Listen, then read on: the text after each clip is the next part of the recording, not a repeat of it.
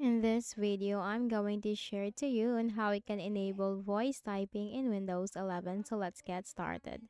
Go ahead in the Windows search bar and simply type Word. Click on Microsoft Word under the best match. Click on the blank document.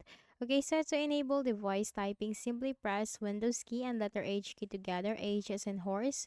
So Windows key and H key together.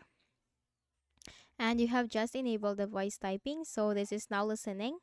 Okay, so this is how you can easily enable the voice typing on your Windows 11. You just have to simply press the Windows key and the H key together. H key as in horse, okay?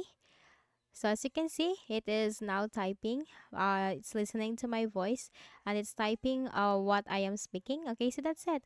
That's how you can easily enable the voice typing on your Windows 11. So I hope this video helped you. Kindly please do not forget to hit the like button and subscribe to this YouTube channel for more tutorials like this.